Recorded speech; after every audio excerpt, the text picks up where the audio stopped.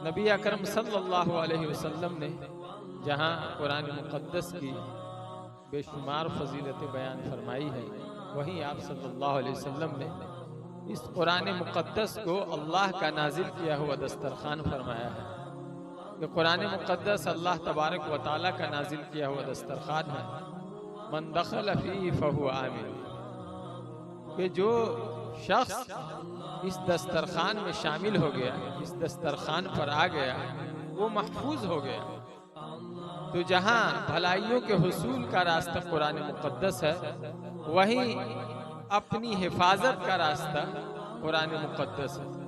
अल्लाह तबारक व तआला ने अपने मुक़द्दस कलाम में इरशाद फरमाया है, इन्ना नहनु नज़्ज़लना ज़िक्र व इन्ना लहू लहाफ़िज़ून, कि हमने कुरान मुक़द्दस को नाजिल किया है और हम ही उसकी हिफाजत करने वाले हैं।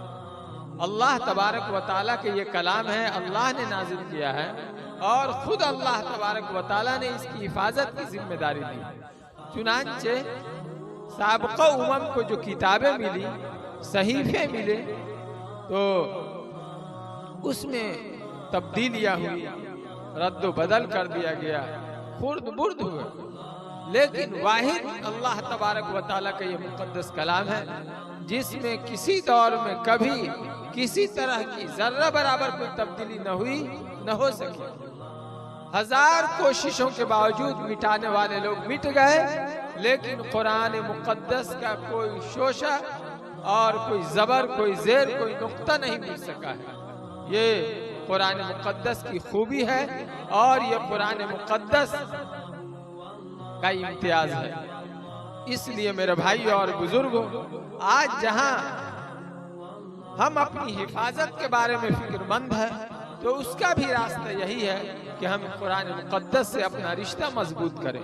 उलमा फरमाते हैं कि कुरान मुक़द्दस के सदक़े में, कुरान मुक़द्दस से जो चीज जुड़ी हुई होंगी, जो चीज कुरान मुक़द्दस के लिए हिफाजत के दर्जे में असबाब वसाइल की चीजें होंगी, अल्लाह तबारक व तआला जहाँ कुरान मुक़द्दस की हिफाजत फरमाएंगे, वहीं उन असबाब वसाइल की भी हिफाजत फरमाएंगे जो कुरान की हिफाजत में काम आएंगे। आप अगर देखिएगा कुरान मुक़द्दस का इम्तियाज व एजाज, तो जहाँ खुद कुरान मुक़द्दस को अल्लाह तबारक व तआला ने जो अजमत दिया है, जो इज्जत अता फरमाई है, जो चीज कुरान मुक़द्दस से मिल जाए, लग जाए, अल्लाह उसको भी बाइज्जत बना देते हैं। एक कपड़ा है, हम कुर्ता बनाकर पहनते हैं, पाजामा बनाकर पहनते हैं, रुमाल बनाते हैं, लुंगी बनाते हैं, बिस्तर पर सोने के लिए बनाते हैं उसको। लेकिन उसी कपड़े को अगर कुरान मुक़द्दस के लिए जुज़्वेदान बना दीजिए, तो उसका एहतराम बढ़ जाता है और उसकी इज्जत बढ़ जाती है। एक लकड़ी है, उसकी चौकी बना दें, कुर्सी बना दें या और दूसरी चीजें बना लें, लेकिन उसी लकड़ी का अगर हम रेहल बना दें, कुरान मुक़द्दस रखने के लिए अगर तिपाई बना दें, तो उस लकड़ी की इज्जत कितनी बढ़ जाती है। कुरान मुक़द्दस को आप किसी दीवार पर लिख दीजिए, जहां कुरान मुक़द्दस लिखा हुआ है, उस हिस्से पर आप बगैर वजू के हाथ नहीं लगा सकते। ये कुरान मुक़द्दस का एजाज है। आज चूंकि हम गफलत की जिंदगी गुजार रहे हैं, इसीलिए हमें कुरान मुक़द्दस के बारे में मालूम नहीं है कि कुरान मुक़द्दस क्या चीज है और कुरान मुक़द्दस की खिदमत क्या चीज है।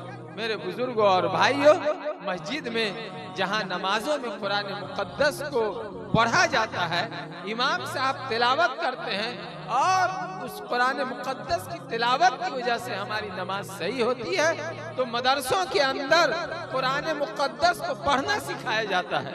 आप याद रखिए कि अगर हमारे इन मदारिस का निज़ाम खुदा ना खास्ता किसी वजह से कमजोर होता है या खत्म होता है, तो हमारी मस्जिदें आबाद नहीं रह पाएंगी। हमारी मस्जिदों के अंदर हमें इमाम नहीं मिल पाएंगे, निकाह पढ़ाने के लिए हमें काजी नहीं मिल पाएंगे, मसाइल बताने वाले कि नमाज में क्या फर्ज है, किन किन चीजों की वजह से नमाज खराब हो जाती है, काबिल इआदा होती है, किन बातों की वजह से सजदा सह करना पड़ता है, ये ज़कात के मसाइल और उसके अलावा मेरे भाइयों और बुजुर्गों, निज़ाम जिंदगी के जितने मसाइल हैं सब मदारिस में सिखाए जाते हैं। तरतीबवार जो इब्तिदाई मदारिस है उनमें इब्तिदाई तालीम दी जाती है, और जो इससे बढ़कर आला दर्जे के मदारिस हैं उसके अंदर आला दर्जे की तालीम दी जाती है। इसलिए मेरे भाई और बुजुर्गों, मस्जिद से कहीं ज्यादा मदरसों की जरूरत हमारे नजदीक बढ़ जाती है।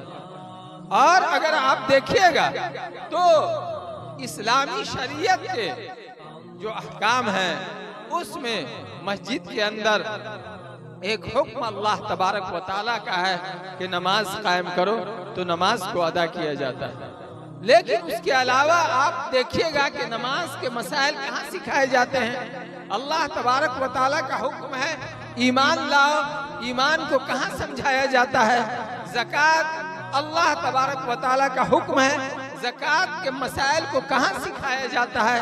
हज अल्लाह तबारक व तआला का हुक्म है, हज के मसाइल को कहाँ सिखाया जाता है। कुर्बानी अल्लाह तबारक व तआला का हुक्म है, कुर्बानी के मसाइल को कहाँ सिखाया जाता है।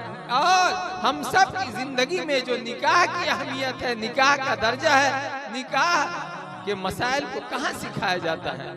तलाक क्या है और तलाक के मसाइल क्या है उसको कहाँ सिखाया जाता है, तो यकीनन इन मदरसों ही में सिखाया जाता है। मेरे भाई और बुजुर्गों, उसके अलावा हम अपनी जिंदगी के एक एक मसला को ले सकते हैं कि अकीका है, अकीका के क्या मसाइल हैं, बच्चे की पैदाइश के वक्त के क्या मसाइल हैं, फिर मौत के वक्त इंसान के साथ क्या मामला करना चाहिए, मरने के बाद क्या मामला करना चाहिए, कब्र में किस तरह उतारना चाहिए, कफन दफन के जितने मसाइल हैं सब मदरसों में सिखाए जाते हैं। हम अंदाजा लगा सकते हैं कि अगर हमारे ये मदरसे कमजोर हो गए तो हमारा इस्लामी निजाम का ढांचा बिल्कुल मुतज़लज़ल और बिगड़ जाएगा।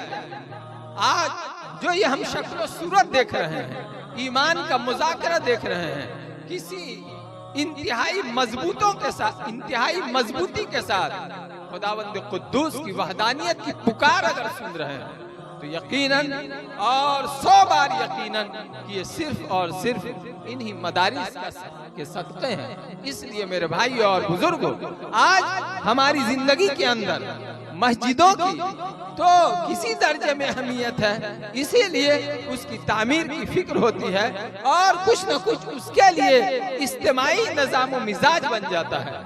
लेकिन मदरसों में हमारा ये जहन है कि ये मौलवी साहब सबका काम है, ये चंदा है, एक धंधा है। वो लोग अपनी जरूरत के लिए, उन लोगों को चूंकि तनख्वाह मिलती है, उन लोगों का चूंकि उससे जरिया माश वाबस्ता है, ये जो हमारा कमजोर जहन है और हम इसको आम जहन भी नहीं कह सकते हैं बल्कि अपने इलाका की कमजोरी कह सकते हैं। इस बुनियाद पर मदरसों से हमारी उतनी दिलचस्पी नहीं है। नहीं तो ये जो हमारी पीढ़ी बस्ती है बहुत बड़ी आबादी है, बहुत बड़ी आबादी है। हम अगर एक अंदाजा लगाएं तो ये दारुल कुरान और इसका जो मसरफ है वो सिर्फ और सिर्फ मर्दों की बात छोड़ दीजिए, आपकी बस्ती में जो माएँ और बहनें हैं, जो बीवियां और बेटियां हैं, उन लोगों के पास जो जेवरात है, सिर्फ अगर उनके जेवरात को जोड़ा जाए और खुदा का हुक्म समझ करके सिर्फ माँ और बहनों के जेवरात के ज़कात को जोड़ा जाए तो सिर्फ उन जेवरात के ज़कात से ये मदरसा चल सकता है। मर्दों के कारोबार को आप अपनी जगह रहने दीजिए। अगर आप एक सर्वे कीजिएगा, एक जायजा लीजिएगा तो आपको अंदाजा लगेगा कि हमारे ऊपर कितना ज़कात फर्ज है और उस ज़कात में से हम कितना देते हैं। कोई निज़ाम नहीं है ज़कात देने का कि ज़कात फर्ज है और ज़कात को जोड़ना है, ज़कात को अदा करना है। खुदावंद कुद्दूस की तरफ से एक हुक्म है। मेरे भाई और बुजुर्गों, उसकी बुनियादी वजह क्या है कि हम इसको जरूरत नहीं समझते हैं। हम ये समझते हैं कि किसी तरह कहीं से थोड़ा मोड़ा हमारा बच्चा कुरान पढ़ लेगा तो हमारा काम चल जाएगा। नहीं मेरे भाई और बुजुर्गों, कुरान सबसे बेहतरीन किताब है और सबसे बड़ी हमारी जरूरत है। सबसे ज्यादा हमारी इस बात की जिम्मेदारी है कि सबसे बेहतर अगर कोई चीज पढ़ने आए, सबसे बेहतर अगर किसी चीज का इल्म हो तो हमें कुरान मुक़द्दस का इल्म होना चाहिए।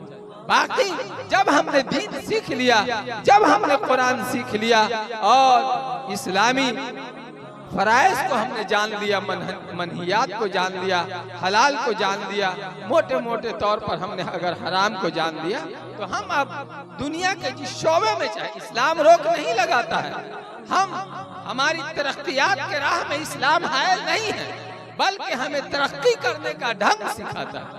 एक काम हम कोई अंग्रेजी की किताब, साइंस की किताब और दुनिया के उलूम व फनून की किताब हम कुर्ता पैजामा पहन के भी हासिल कर सकते हैं, शक्लों पे दाढ़ी रख के भी हासिल कर सकते हैं, नमाज के साथ भी उसको हासिल कर सकते हैं, बैठकर पेशाब करके भी हासिल कर सकते हैं।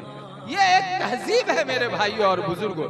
इस्लामी तहजीब के साथ दुनिया के उलूम व फनून को हासिल किया जा सकता है, लेकिन हमने मसनूई तौर पर और बनावटी तौर पर एक टकराव पेश किया है कि नहीं, दुनिया की तालीम हासिल करने के लिए खड़े खड़े पेशाब करना जरूरी है और दाढ़ी अपनी शक्लों से उतारना जरूरी है, नमाज छोड़ करके ही आदमी पढ़ सकता है। दुनिया के खुराफात में मुब्तला होकर ही आदमी इन उलूम व फनून को हासिल कर सकता है। ये सब हमारा धोखा है। और ये भी धोखा है कि इस्लाम में सिर्फ और सिर्फ यही हुक्म है कि नहीं, सिर्फ तुमको कुरान ही पढ़ना होगा, हदीस ही पढ़ना होगा, दुनिया इससे आगे की चीजें तुम नहीं पढ़ सकते हो। नहीं मेरे भाई और बुजुर्गों, कुरान ने तो जगह जगह कहा है कि कायनात में तुम गौर व फिक्र करो, सीरुल फिल अर्ज़, के तुम कायनात में, जमीन में तुम सैर करो, दुनिया को देखो, फातबिरु या उलिल अब्सार, अक्लमंदो तुम इबरत हासिल करो।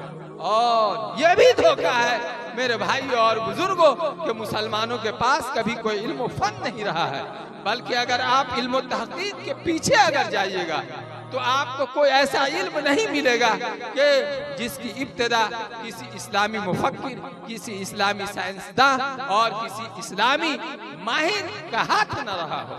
बल्कि एक वक्त था कि पूरी दुनिया के अंदर इस्लाम उलूम व फनून के साथ दुनिया की तरक्कियात भी शामिल थी। और आज की जो सूरत हाल हुई है वो हमारी जहनी कमजोरी है, मरऊबियत है। हम अपनी इस्लामी तहजीब को शर्मिंदगी की नजर से देखते हैं, हम अपने कुर्ता पैजामा को शर्मिंदगी की नजर से देखते हैं, शक्लों पर दाढ़ी को हम शर्मिंदगी की नजर से देखते हैं, टखना से ऊपर पैजामा पहनने को हम शर्मिंदगी की नजर से देखते हैं, अपने सरों पर टोपी रखने को हम शर्मिंदगी की नजर से देखते हैं। और पानी वहां पे मर जाता है, सर शर्म से झुक जाता है कि हम जिस नबी उम्मी, सबसे बड़े अल्लाह के लाडले, 22 फका सरवरे दो आलम, रूए जमीन पर जिस साथ से बढ़कर हसीनो जमील खूबसूरत रूए जमीन पर कोई पैदा नहीं हुआ है, खुलिक़्त मुबर्रअम मिन कुल्ली ऐबिन, हुजूर सल्लल्लाहु अलैहि वसल्लम को अल्लाह तबारक व तआला ने जब पैदा किया तो हर ऐब से मुबर्रा फरमा दिया, हर ऐब से मुबर्रा फरमा दिया। आपकी तख्लीक में जाहिरी और बातनी कहीं किसी तरह का कोई ऐब नहीं था। हुस्न जमाल जाकर जहाँ खत्म हो जाता है, सारे कमालात जहाँ पर खत्म हो जाते हैं, वो प्यारे आका सल्लल्लाहु अलैहि वसल्लम की जात है। फिर कल क़यामत के दिन हुजूर सल्लल्लाहु अलैहि वसल्लम के हाथ में हम का झंडा होगा, लिवाए हाथ में, सारा सर जब झुका हुआ होगा, तना हजरत मोहम्मद रसूलुल्लाह सल्लल्लाहु अलैहि वसल्लम का सर बुलंद होगा। मेरे भाई और बुजुर्गों, कभी हम सोचते कि हम मानते किसको हैं और पैरवी किसकी करते हैं, तो हमें समझ में आएगा हुजूर सल्लल्लाहु अलैहि वसल्लम की उम्मती होना ये अल्लाह का फजल से हमको मिला है। और एक अजीब व गरीब बात है, दुनिया में हम जिसका नाम लेते हैं जिंदगी में उसकी कोई बात नहीं है, और जिसकी शिकायत करते हैं सारा सर से पांव तक, जिसको हम अपना दुश्मन समझते हैं, जिसको अपना मुखालिफ समझते हैं, सर से पांव तक उसी की शक्ल सूरत, उसी के तर्ज अदा, उसी का अंदाज़े जिंदगी है। जिससे मोहब्बत का दावा करते हैं उसके किसी हुक्म का हमारी जिंदगी के ऊपर कोई असर नहीं है।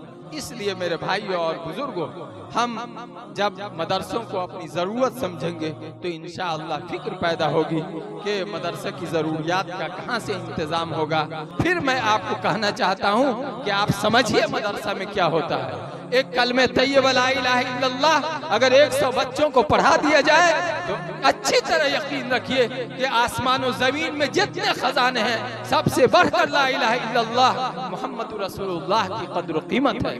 आज दुनिया के दुश्मनान इस्लाम इस कलमा को निकालने के लिए अरबों रुपये खर्च कर रहे हैं कि एक ईमान वाला कलमे की राह से हट ले, उनकी दौलतों के खर्च का आप अंदाजा नहीं लगा सकते हैं, लेकिन ईमान वाले के सीने में ईमान बच जाए वो अपनी रकम इसकी हिफाजत के लिए कुछ खर्च करे।